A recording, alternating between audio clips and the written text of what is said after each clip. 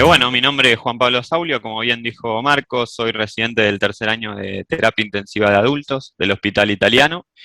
Y bueno, el Ateneo que nos convoca en el día de la fecha es un poco hablar de un trabajo que publicó Iwan Gollinger y colaboradores en el año 2021, en el corriente año, en enero, que básicamente analiza los efectos de la disminución del volumen tidal en la mortalidad del distrés y su variación de acuerdo al sistema respiratorio, a las variables mecánicas del sistema respiratorio.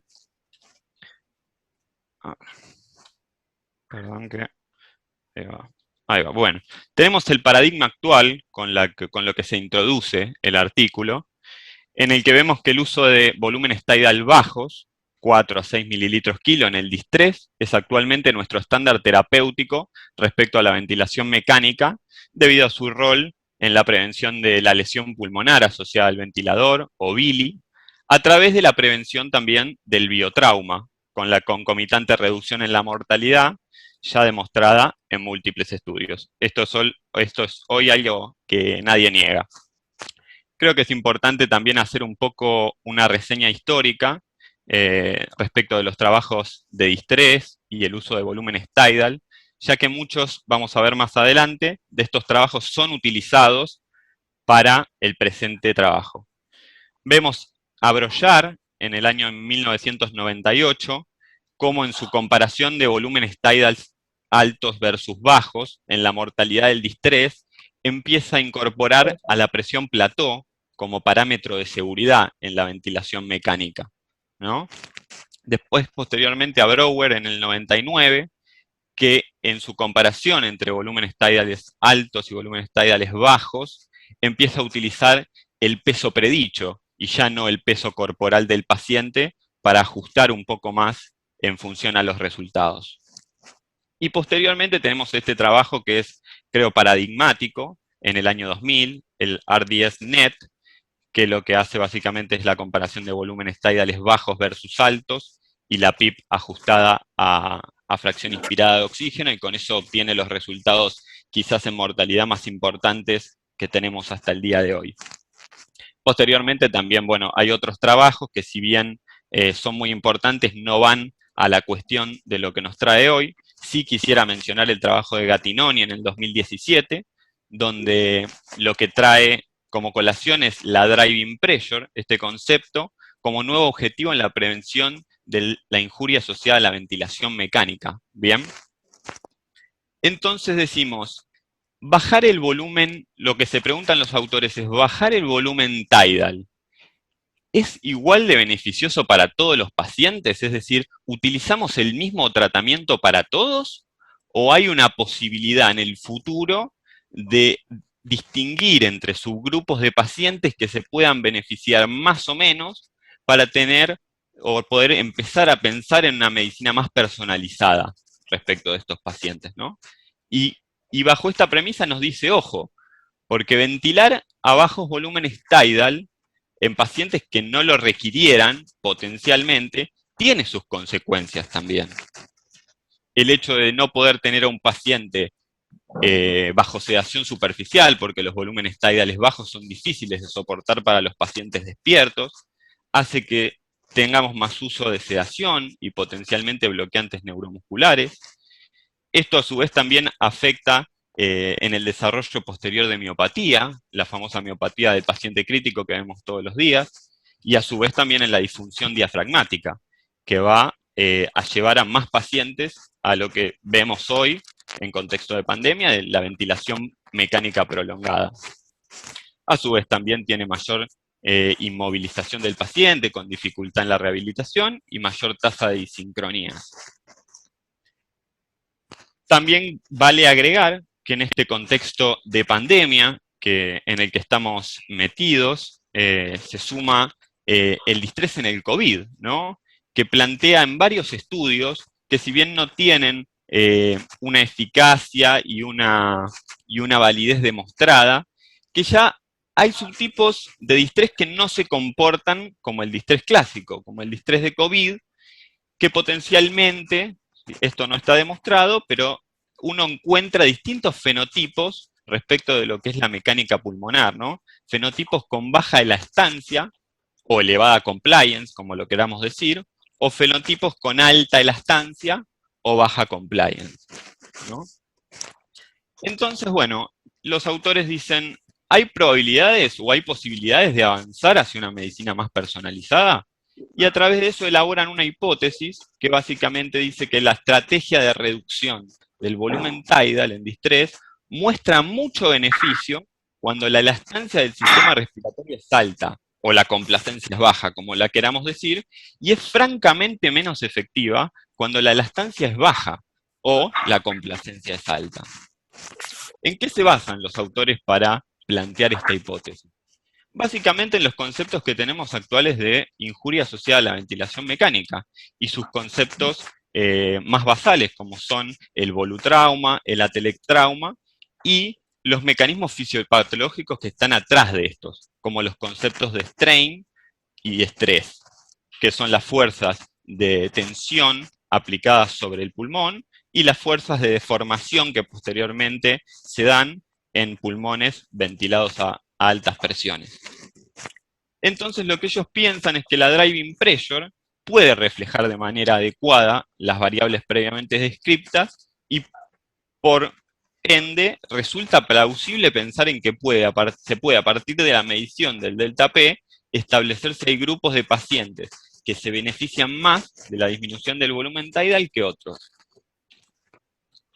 Para esto, básicamente, los materiales y métodos que utiliza el trabajo es hacer un análisis secundario de 5 ensayos aleatorizados, que ahora los vamos a charlar un poquito, y analizar volúmenes tidales bajos versus altos como estrategias de ventilación en síndrome de distrés e insuficiencia respiratoria hipoxémica aguda.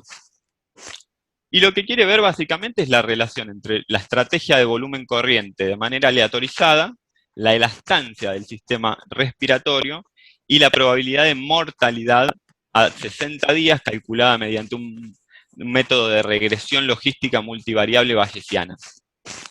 Es muy importante resaltar que no es la mortalidad en términos absolutos, sino que es la mortalidad, la probabilidad de mortalidad, ¿ok? Y acá vemos las características de los 5 trials que se utilizan para este análisis retrospectivo secundario. Lo que tienen básicamente, si miran la diapositiva, es ver que son trabajos que ya están hechos hace mucho tiempo. De hecho, el más actual es el R10-NET, que es del 2000, ya tenemos casi 21 años, y que hay mucha diferencia entre los grupos de intervención y los grupos control. Los primeros trabajos, ya hace 20 años, los volúmenes tidal a los que ventilaban a los pacientes en los grupos de alto volumen tidal es 10 a 12 mililitros kilo, que eso es algo que hoy resulta prácticamente impensable, ¿verdad? Esto lo digo porque el trabajo, cuando analiza la elastancia de los pacientes, lo vamos a ver en el siguiente gráfico, lo que tiene que hacer para que realmente los valores de elastancia sean coherentes actualmente al día de hoy, es básicamente en los pacientes de altos volúmenes tidal generar una elastancia normatizada a partir de la valoración de la media, de los valores medios en los pacientes de volúmenes tidales bajos, para generar una muestra más homogénea, debido, como dijimos, que la verdad es que en estos 5 trabajos, a lo largo de 21 años, la muestra es bastante heterogénea. El total de pacientes sometidos finalmente al análisis fue de 1096 pacientes, y bueno, la elastancia fue medida y clasificada en el primer día post-randomización en pacientes con baja elastancia, definida como menor a 2 centímetros de agua sobre los mililitros kilo, de elastancia intermedia, definida como aquella que está entre 2 y 3 centímetros de agua por mililitros kilo, y la elastancia alta, definida como mayor a 3 centímetros de agua por mililitros kilo. En el siguiente gráfico vemos un poco básicamente cómo afecta el ventilar con bajos volúmenes tidal versus altos volúmenes tidal. Vemos la relación entre la elastancia normatizada, como yo les decía, y la probabilidad posterior de muerte. Podemos ver que pacientes con elastancia baja o alta complacencia, como quieran decirle otra vez, los pacientes que ventilan a bajos volúmenes tidal tienen menos probabilidad posterior de muerte a elastancias bajas respecto al grupo de bajos volúmenes tidal.